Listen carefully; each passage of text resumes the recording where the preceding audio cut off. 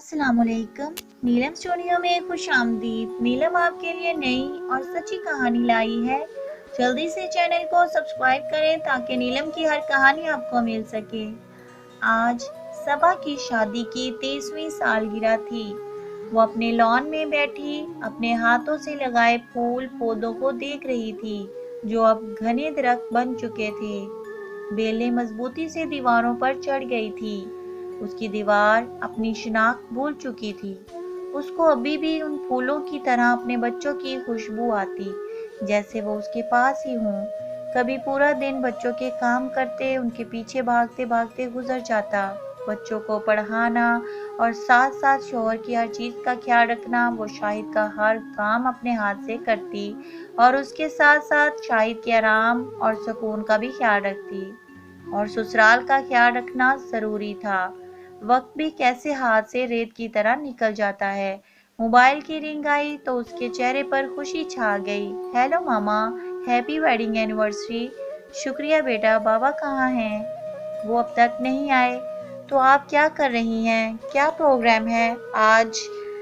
Young कैप्लस का कहाँ जाएंगे आप लोग? अभी पता नहीं, सोच रही हूँ आज तुम्हारे बाबा को सरप्राइज दूँ। दोपहर में ऑफिस चली जाऊँ। गिफ्ट तो मैं ले चुकी हूँ। दैट्स गुड मामा, मैं बाबा को विश करती हूँ। मामा सोनिया उठ गई। थोड़ी देर में कॉल करूँगी। अच्छा सुनो, वीडियो कॉल करना, दिल बेचैन है अपनी गुड़िया को देखने के लिए। अच्छा मामा, रोज तो देखती हैं, अब तो वो भी आपको पहचानने लगी हैं।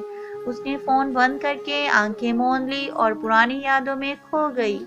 कभी वो भी अपनी माँ से ये कहकर फोन रख देती थी, मामा हिना उठ गई, फिर फोन करूंगी। सारा दिन सास ससुर देवर के काम करते करते कब शाहिद के आने का टाइम हो जाता पता ही नहीं चलता।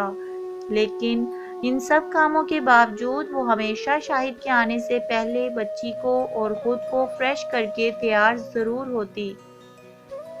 शाहिद घर आता तो उसे लगता जिंदगी आ गई। वो उसकी जिंदगी ही तो था जिसके लिए अपने सारे प्यार करने वाले रिश्तों को छोड़कर लाहौर से कराची आ गई थी, जहां शाहिद के सिवा उसका अपना कोई नहीं था। लेकिन जब शाहिद भी नाराज हो जाता तो पूरी दुनिया में वो खुद को अकेला महसूस करती। फिर उसको अपने माँ बाप, बहन भाई और दोस्त शिद्दत से याद आते। मोबाइल का तो दौर नहीं था। 3 मिनट की कॉल पर सिर्फ आवाज ही सुन सकते थे। फिर कॉलिंग कार्ड का दौर आया तो कुछ घर वालों से बात हो जाती। उसकी और शाहिद की मुलाकात एक शादी में हुई थी। शाहिद पहली नजर में उसका दीवाना हो गया। वो अपनी एक कजन शादी में आई थी।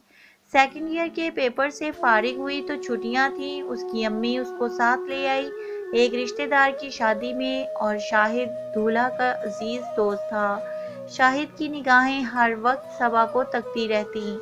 सबा अजीब कशमकश में मुब्तला हो जाती। आखिर निगाहों का तीर निशाने पर लगा और आंखों ही आंखों मोहब्बत के पैगाम वसूल होने लगे।